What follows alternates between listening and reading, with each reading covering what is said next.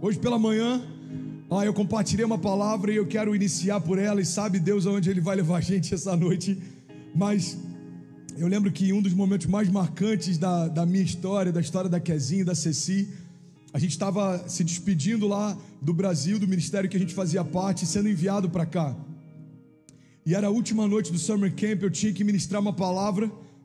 Eu falei, Deus, eu estou há 5 anos caminhando junto com esses jovens aqui, a gente aprendeu muita coisa junto, a gente acertou junto, errou junto. Eu vi alguns deles entrando com pensamentos de desistência, depressão, pensamentos de morte. Agora alguns estão liderando, outros já noivaram, alguns casaram. Eu falei, o que eu posso compartilhar com eles? E Deus me inspirou a fazer algo que era uma carta para Ceci. E eu escrevi uma carta como se fosse uma carta para a Cecília, com chaves que eu gostaria que ela guardasse para sempre.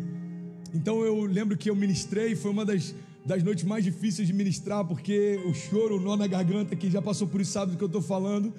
E o tema da mensagem daquela noite foi uma carta aberta à minha filha. E hoje à noite eu quero compartilhar uma mensagem que é uma carta aberta às minhas ovelhas. Alguém está com expectativa aí? Tem algum incendiário conectado com a gente? Já são mais de 4.400 pessoas.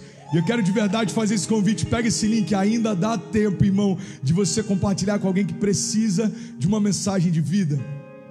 Sabe, eu quero compartilhar algumas chaves e do jeito que eu estou sem voz, talvez seja uma mensagem bem curta, inclusive, mas eu quero que você não se distraia, ok? A primeira chave que eu quero compartilhar com você é que a gente precisa entender que a felicidade não é um lugar. Você pode repetir isso comigo, aonde você estiver, diga: a felicidade não é um lugar. Pois é, irmão, mentiram pra gente. Disseram que a felicidade seria um lugar, um alvo. Disseram que a felicidade estaria em algum objetivo e quando concluíssemos, seríamos felizes. Mas a felicidade não está na conclusão da faculdade, a felicidade não está na compra da casa própria, a felicidade não está na troca do carro do ano, a felicidade não está na aprovação dos amigos. Essas coisas elas são até legais, mas não são o que preenche o nosso vazio existencial. Sabe, a felicidade é o caminho. A felicidade é tudo aquilo que a gente vive até chegar lá. Eu não sei se você já teve essa experiência, mas tem viagens que a preparação para a viagem acaba sendo muito mais prazerosa do que a viagem em si. A gente prepara a mala, a gente fica ansioso na noite anterior, a gente faz rotas, a gente fica sonhando com a família. Falta uma semana, daqui a 3 dias, olha, amanhã a gente vai viajar. E toda essa expectativa tem muito mais a ver com uma família em torno de um propósito do que no destino final em si. A gente precisa entender, irmão, que não tem a ver com um lugar ou uma conquista, tem a ver com um caminho. E talvez alguns vão perguntar: André, que caminho é esse? Bom, o caminho se chama Jesus. Ele se apresentou dizendo: eu sou o caminho, a verdade e a vida, e ninguém vai ao Pai se não for através de mim. Irmão, a felicidade está em caminharmos com Deus, avançarmos com Deus, vivemos milagres com Ele, rompermos em fé. E talvez você esteja se sentindo infeliz porque você entendeu felicidade errado. Talvez você não esteja nem deprimido, quem sabe você só está confuso. Talvez você está experimentando coisas incríveis, está cercado de milagres de Deus. Talvez a tua família seja o maior cuidado de Deus que você já experimentou, mas você nem percebeu, porque está tão preocupado em chegar a algum lugar que não percebeu que você já está lá. Está tão preocupado em conquistar algumas coisas que talvez você não percebeu que aquilo que tem de mais precioso você já conquistou. Irmão, na boa, a gente pode perder todas as coisas, mas ter a nossa família próximo é algo que é incomparável. Poder saber que tem pessoas que nos amam apesar das nossas falhas, pessoas que acreditam em nós independente dos nossos acertos. Eu não sei em que momento você está, eu não sei o que essa crise pode ter roubado de você, mas eu vim aqui para te lembrar: se perdemos tudo, mas não perdemos a fé, não perdemos nada. Você tem tudo que você precisa para reconstruir. Talvez você vai dizer: André, tudo que eu tenho são ruínas. Irmão, reconstrói a partir das ruínas, reconstrói a partir dos destroços, reconstrói a partir das suas perdas, reconstrói a partir do tropeço, reconstrói a partir dos erros, mas não para de construir, não para de avançar. Talvez você está dizendo: André, eu não me sinto seguro para voar. Irmão, tem uma palavra para você: você não está conseguindo voar, então corra. Você não está conseguindo correr, então ande. Você não está nem conseguindo andar porque você está ferido por conta das batalhas. Meu irmão, vá rastejando, mas não pare de se mover. Move. Essa é a palavra que eu tenho para você. É hora de avançarmos. E a gente precisa entender que a felicidade, a plenitude, as bênçãos de Deus, os milagres de Deus estão ao longo do caminho. Você está comigo ainda? Diga amém. A segunda chave que eu quero compartilhar com você, e essa chave me fez entender muitas coisas. Eu lembro que eu aprendi alguns anos atrás e ela ressignificou muita coisa na minha história. É quando eu aprendi que todo excesso revela uma falta. Você pode repetir isso, diga: todo excesso revela uma falta. Você pode perceber, irmão, todo religioso esconde um pecado. Todo excesso revela uma falta. Em tempos como o que a gente está vivendo, são tempos de extremos. Até então a gente lutava para que as pessoas se aproximassem mais. A gente brigava com os nossos filhos para que eles saíssem do celular e se relacionassem com outras pessoas. A gente acabou de sair de um período de um afastamento social forçado. Tempos difíceis, tempos de guerra, tempos em que tudo mudou. Mas eu preciso que você entenda que em tempos de excesso a gente precisa manter o nosso coração equilibrado. A palavra nos diz: olha, Deus não nos deu um espírito de covardia, mas de poder, de amor e de equilíbrio. Irmão, entre o 8 e 80 existem 72 níveis, 72 escalas. A gente precisa buscar um equilíbrio a ponto de não ser tudo ferro e fogo. Ou eu estou feliz com a igreja, ou eu saio dela. Ou eu estou bem no meu casamento, ou eu abro mão dele. Ou eu estou contente com esse negócio, ou então eu estou saindo fora, irmão. A gente precisa parar de tratar as coisas como se fossem descartáveis. Elas não são. Pessoas não são descartáveis, chamados não são descartáveis, igrejas não são descartáveis, projetos de Deus não são descartáveis. Não importa se o momento talvez não parece ser o mais propício, continua aquilo que Deus te chamou para fazer. André, eu estou cansado, continua.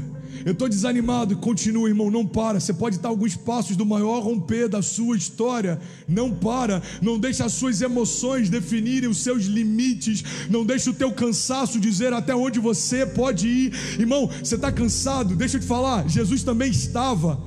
Aquela cruz não era dele.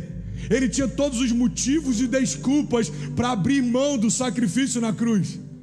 Cada um dos heróis da fé tinha desculpas perfeitas.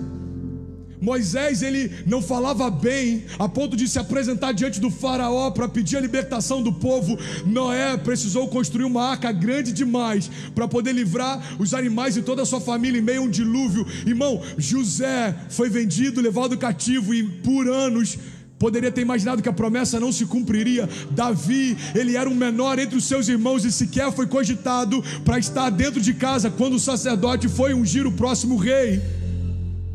Jesus, ele carregou uma cruz pesada demais e nem era dele. Aquela cruz era minha, aquela coroa de espinhos era minha, mas ele levou sobre si as minhas doenças e enfermidades, e o castigo que me trouxe a paz estava sobre ele, e pelas suas pisaduras eu fui sarado. Aquele que não cometeu pecado, irmão, naquela cruz se fez pecado por nós, para que nós fôssemos feitos justiça de Deus.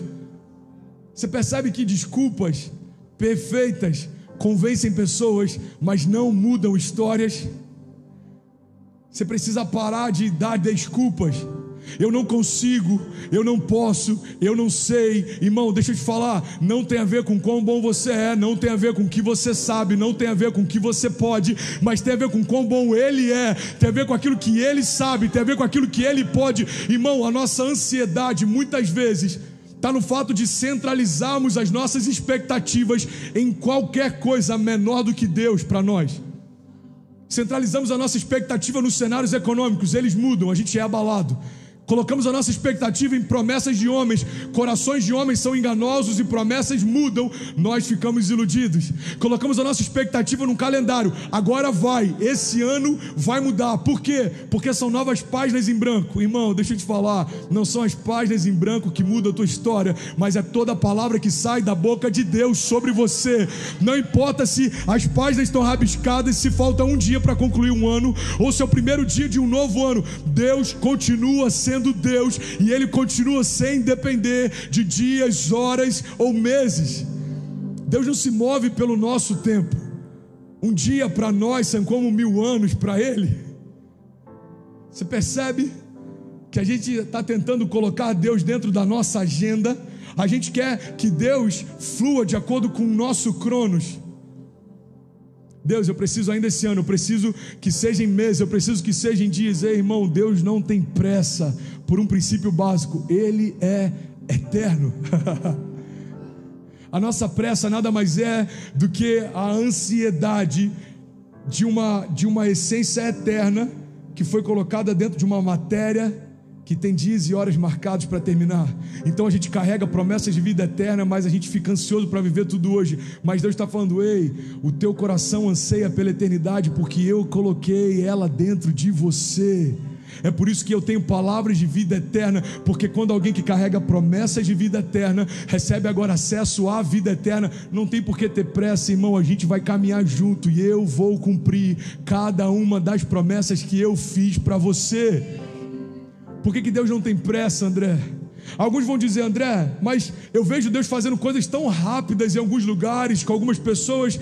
Cara, quando eu vejo isso, eu só tenho uma certeza: Deus está com pressa. Não, irmão. Deus não está com pressa. O que você está vendo é alguém que se posicionou, e aí por conta desse posicionamento, anos de promessas se cumprem em meses de história. Você acredita de verdade que o que a gente está vendo em Miami tem a ver comigo? Tem a ver com alguém que está dentro desse auditório? Irmão, Deus já sonhava com Miami há décadas atrás. Antes de alguém escolher o nome dessa cidade pela primeira vez, Ele já tinha promessas para esse lugar. A única questão é quem vai se posicionar para cumprir aquilo que Deus prometeu que faria. Irmão, a onda, ela já está acontecendo. Você decide se vai surfar ou não. Deus já está fazendo. Você que vai optar se vai construir junto com Ele ou não. Não tem a ver com fazermos e pedimos para Deus ajudar. Tem a ver com Deus fazendo e nós apenas cooperarmos com aquilo que Ele já faz. Irmão, Deus está fazendo uma coisa nova. A palavra diz: veja, eu estou fazendo uma coisa nova. Todos os dias tem algo novo de Deus sendo feito. Novas famílias sendo restauradas, tem novas curas sendo liberadas, tem novos cativeiros sendo desfeitos, tem novas vidas sendo transformadas. E a pergunta é: de que lado você está no meio do novo de Deus? Irmão, deixa eu te fazer um convite. Sai desse lugar de espectador. Você não foi chamado para isso. Você não foi chamado para avaliar o que Deus faz. Você foi chamado para cooperar e fazer junto com Ele. Você não foi chamado para ficar do lado de fora avaliando nada. Você foi chamado para estar no olho do furacão. O maior avivamento da história já começou. O maior avivamento da história já começou. Ei, deixa eu te falar uma coisa. Aquilo que por gerações declaramos, profetizamos, já está se cumprindo, irmão. Uma igreja pequena como essa, tocando quase 6.000 pessoas simultaneamente. Se isso não é avivamento, eu não sei o que é. Eu lembro de algo que eu vi uma vez e tem a ver com o que a gente está vivendo. Coloque fogo nos seus sermões e as pessoas virão de longe para te ver queimar. É isso, irmão. Enquanto nós permitimos que Deus incendeie o nosso coração, as nações se reunirão em torno disso, porque o fogo que Deus envia sobre o altar, Ele sustenta. Irmão, Deus não tem compromisso com o fogo que Ele não acendeu, mas o fogo que foi Ele que enviou, Ele queimará sobre o altar e não se apagará. É o que a palavra diz: o fogo queimará sobre o altar e ele não se apagará. André, qual que é o meu papel então, já que o fogo é Ele queimando? O teu papel é só deixar o altar em dia, irmão. Guarda o teu coração. Sobre todas as coisas que se deve guardar, guarda o teu coração, porque dele procedem as fontes de vida. Irmão, restaura o teu altar. Restaura o teu altar de adoração, restaura o teu altar de comunhão, restaura o teu altar de intimidade e deixa Deus enviar o fogo. Para de se preocupar em fazer aquilo que só Ele pode fazer. Tem gente cansada tentando fazer força para coisas acontecerem. Deus está falando: ei, não tem a ver com a tua força, tem a ver com a tua disponibilidade. Só prepara o altar, deixa que o fogo quem envia sou eu. Você está comigo ainda? Diga amém. Uau.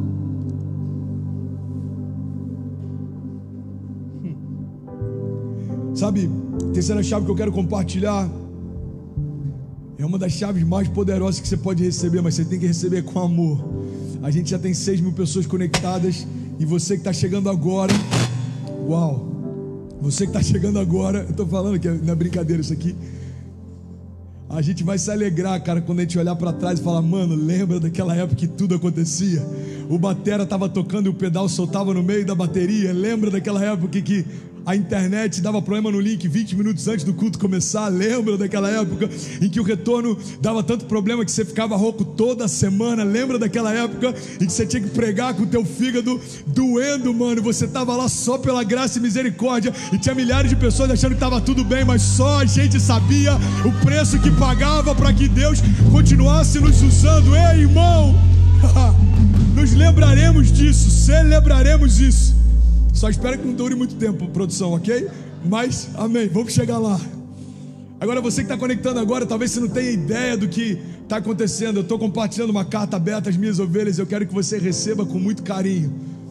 A próxima chave que eu quero compartilhar é que você é responsável por tudo aquilo que tolera. Você é responsável por tudo aquilo que tolera. Isso tem a ver com relacionamentos abusivos. Isso tem a ver com ambientes tóxicos. Isso tem a ver com mediocridade. Isso tem a ver com ausência de milagres. Isso tem a ver com pouca profundidade no conhecimento da palavra. Isso tem a ver com tudo aquilo que você tolera e acha que é normal, mesmo lá no fundo sabendo que não é o que Deus preparou para você. Às vezes a gente não usufrui do novo de Deus porque a gente se satisfaz com aquilo que parece com o novo de Deus. Irmão, deixa eu te falar uma coisa: mediocridade não é o estado, mediocridade é o contentamento com aquele estado. Eu vou te explicar melhor. Não é medíocre, sabemos pouco da palavra. A mediocridade está em nós acharmos que isso é normal. Não é medíocre, temos pouco relacionamento com Deus. A mediocridade está em a gente aceitar isso como sendo normal. Irmão, a mediocridade não é o estado que você está. A mediocridade entra em cena quando você se acomoda nesse estado.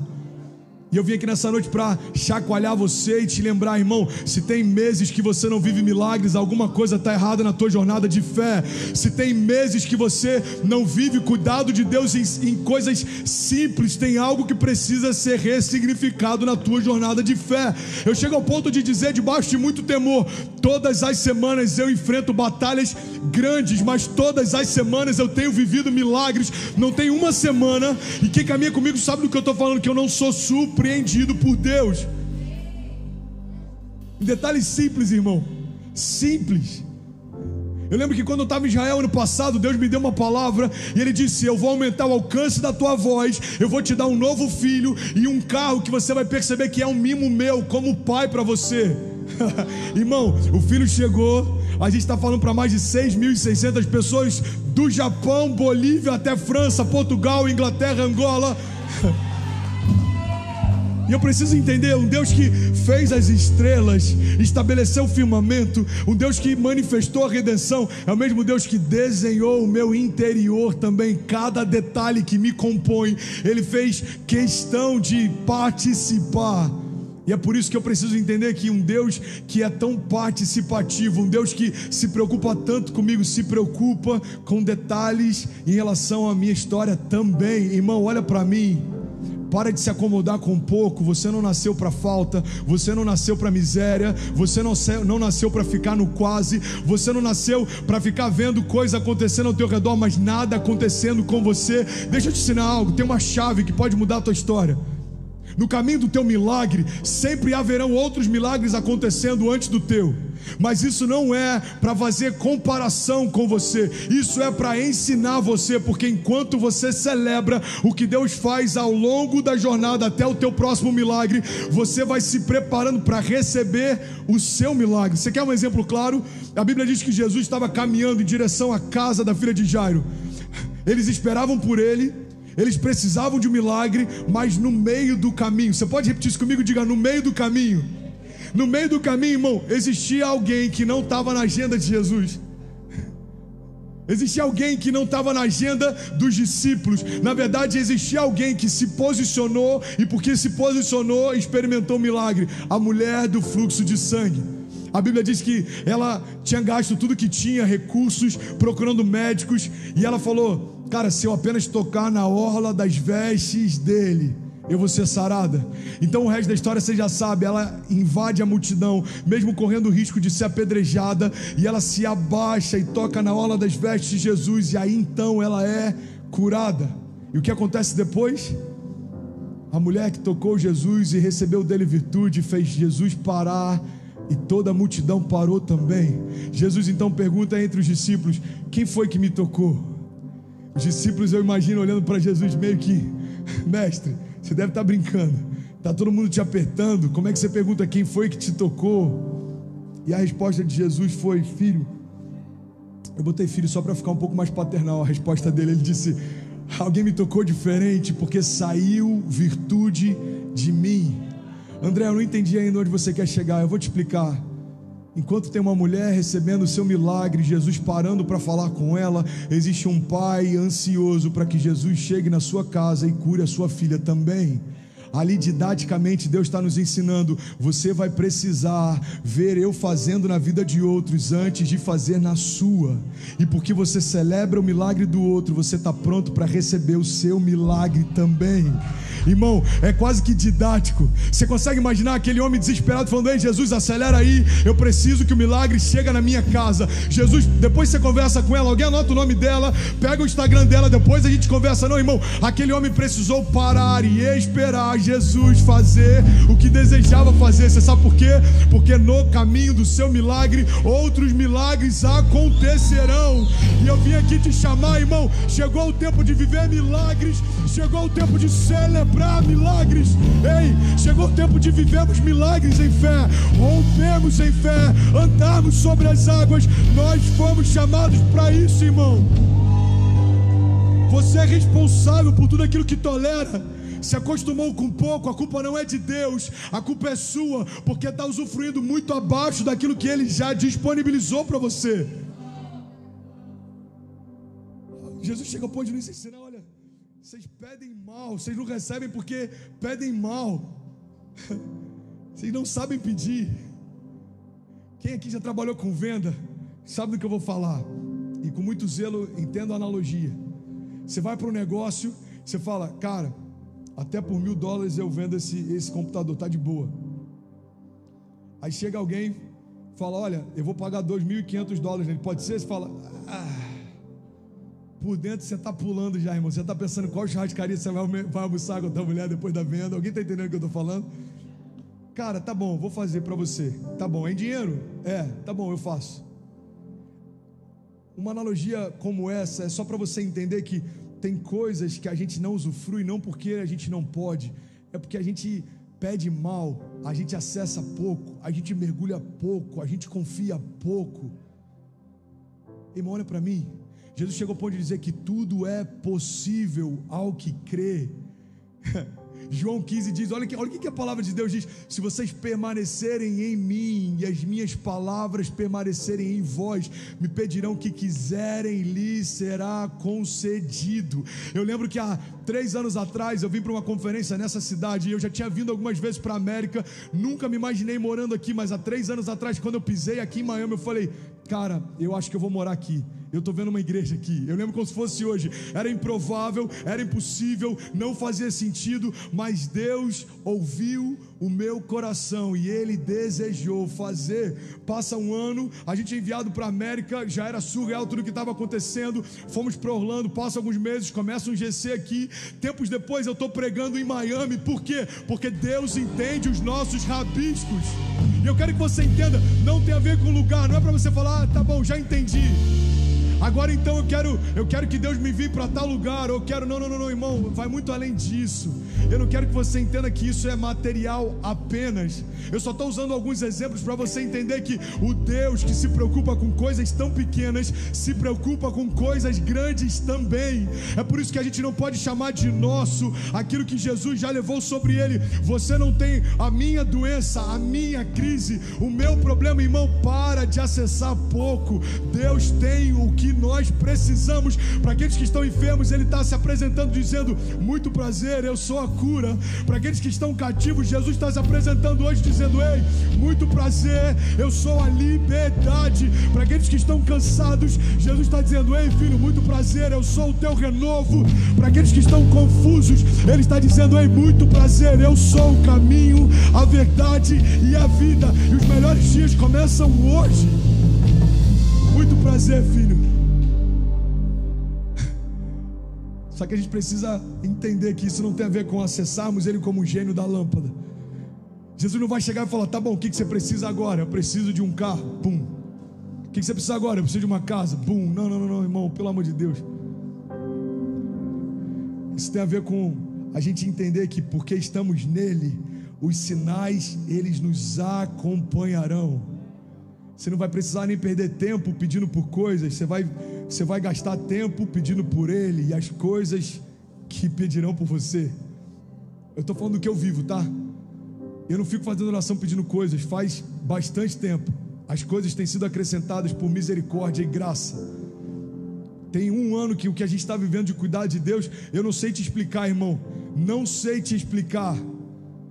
E é perigoso, cara, a igreja chegou num momento tão chato em relação ao politicamente correto, que se eu compartilhar algumas coisas que eu gostaria agora para edificar a tua fé, alguns vão falar: tá bom, evangelho da prosperidade, o Fernando se perdeu, tá indo para essa linha. A gente está num ponto que a gente quer deixar de fora aquilo que Deus pode fazer nas questões financeiras, mas elas fazem parte também da plenitude que Deus preparou para nós.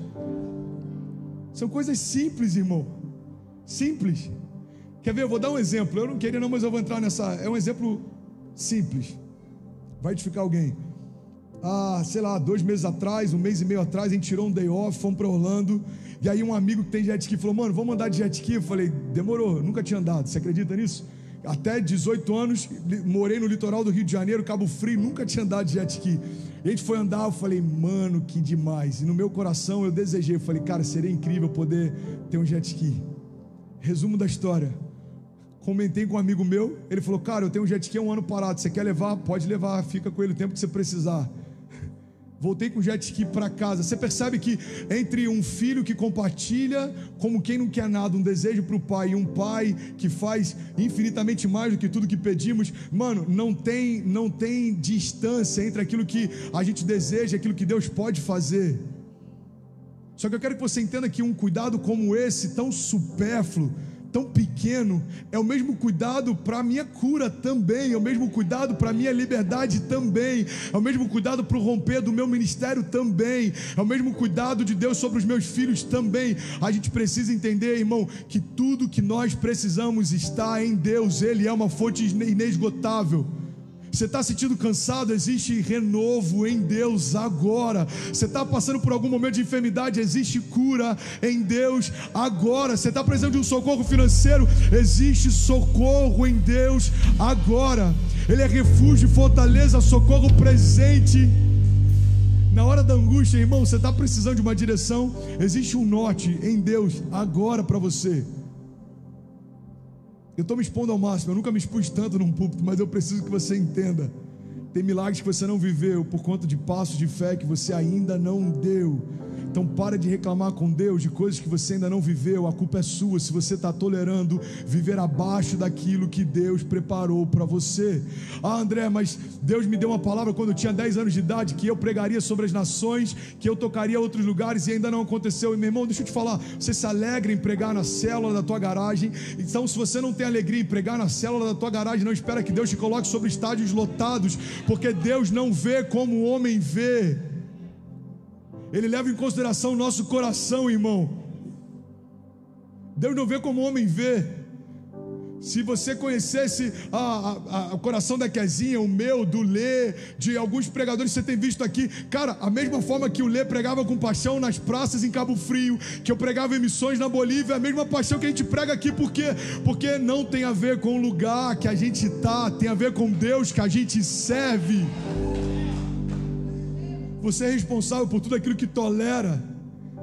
Então para de perguntar por que Deus ainda não fez, quando na verdade é Deus quem está perguntando por que você ainda não se posicionou.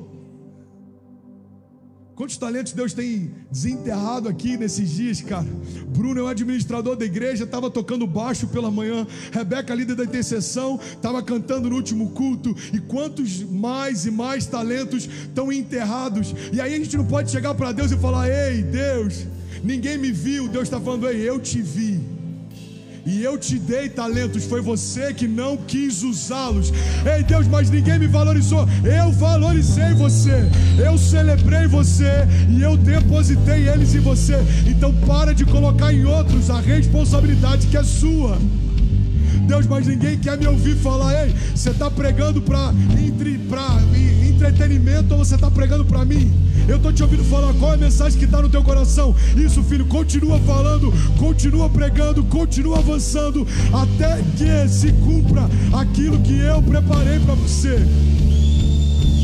Você consegue imaginar, irmão, José pedindo para Deus um tempo? Deus, na boa, vou dar um tempo aqui.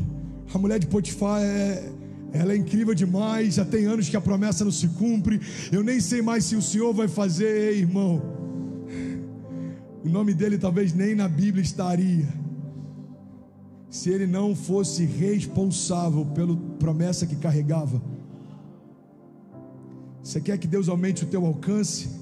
Então se prepara para Deus aumentar a tua responsabilidade. É isso que separa meninos de homens.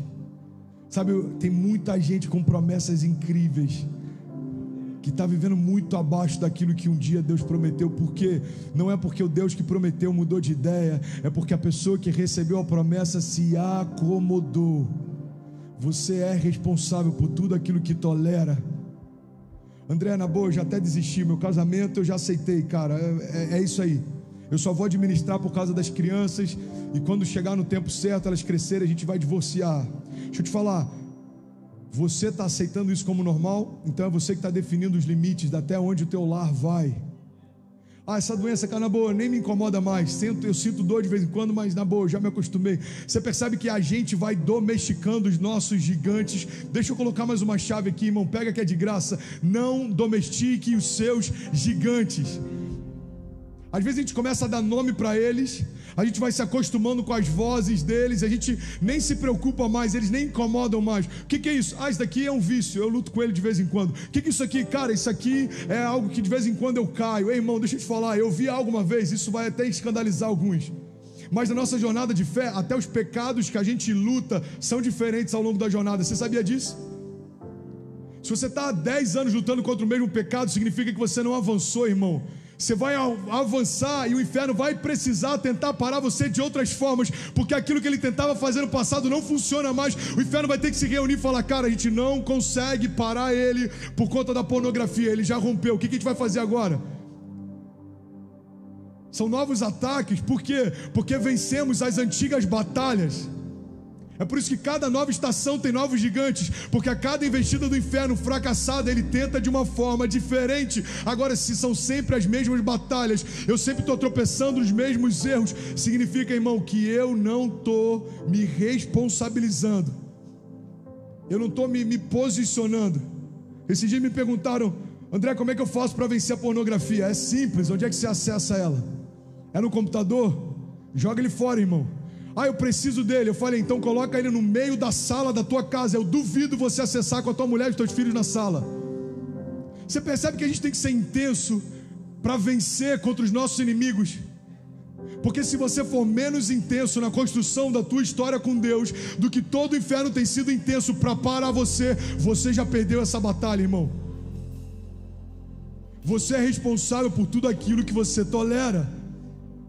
André, eu não consigo dizimar. Eu lembro que me perguntaram isso anos atrás, eu nunca vou me esquecer. Acabou um culto, um jovem veio falar comigo, ele falou: pastor, eu estou bem, eu estou numa situação financeira muito boa, eu fui criado na igreja, mas eu não consigo me alegrar mais em entregar o dízimo. Você me ajuda? Eu falei: cara, o dízimo não é o teu problema. Pega essa chave, irmão. Ele falou: mas como assim não é meu problema? Eu venho para a igreja, eu gosto de estar junto, mas eu só não tenho mais alegria em dizimar. Eu falei: irmão, a ausência da tua alegria em investir naquilo que Deus ama é só o reflexo da ausência da tua alegria em inúmeras outras áreas. O problema é que às vezes a gente olha para os frutos e acha que vai resolver cobrindo a estética. Você tem que ir na raiz do problema. Você parou de se alegrar em dizimar, você parou de se alegrar em ofertar, porque você parou de se alegrar naquilo que Deus faz através da igreja. Talvez você se frustrou com uma liderança, talvez você se frustrou com algum ministério, mas irmão, olha para mim, você se frustrou com Deus? Não. Então para de ferir princípios bíblicos, colocando em outras pessoas a responsabilidade que é sua. Desculpa ser duro, irmão, mas eu estou pregando para você, eu estou pregando para mim. A gente precisa se comprometer com a construção do nosso destino, mais do que todo o inferno tem se comprometido para paralisá-lo. Cara, eu estou com sangue nos meus olhos, eu estou com fogo nos meus ossos, irmão. Eu sinto que tem muita gente que vai romper a partir dessa palavra. A gente precisa sair desse lugar de contentamento e mediocridade com aquilo que Deus não preparou para nós. Eu lembro que alguns meses atrás eu preguei sobre isso. A gente olha para a figura de Jesus, por exemplo, acalmando tempestades, e a gente ali aprende algo que é um princípio básico da nossa jornada de fé. Nós não podemos aceitar como sendo de Deus aquilo que não foi Deus quem enviou para nós. Por que nós sabemos que aquela tempestade não foi Deus quem gerou? Simples, porque Jesus se levantou para acalmá-la. Jesus jamais anularia algo que o seu Pai fez.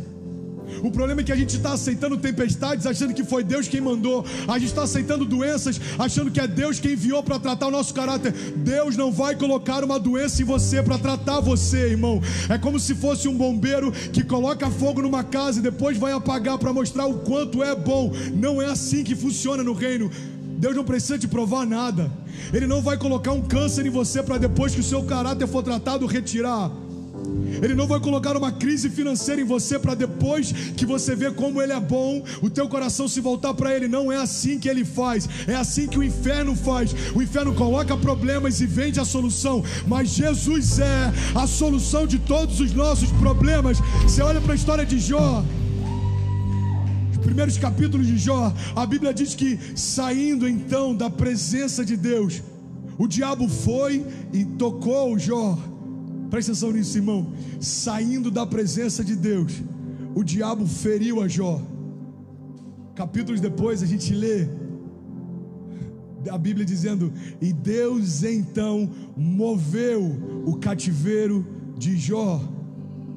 Deixa eu te ensinar um panorama básico da Bíblia. É o inferno quem coloca doenças e cativeiros, é Deus quem remove todos eles. É o inferno que tenta paralisar pessoas, é Deus que faz com que a gente se mova. É o inferno que libera mentiras e complexos, é Deus quem reafirma a nossa identidade. É o inferno que diz: você não vai conseguir, é Deus quem diz: eu irei com você. Seja forte e corajoso, não desanime. É o inferno quem diz: ei, você é o teu pecado de 10 anos atrás. Deus é aquele quem diz: do seu passado eu não lembro mais. Você entende o paralelo, irmão?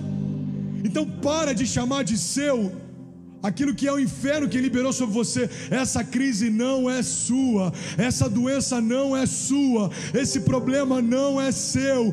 Para de tomar posse daquilo que Jesus já levou sobre si.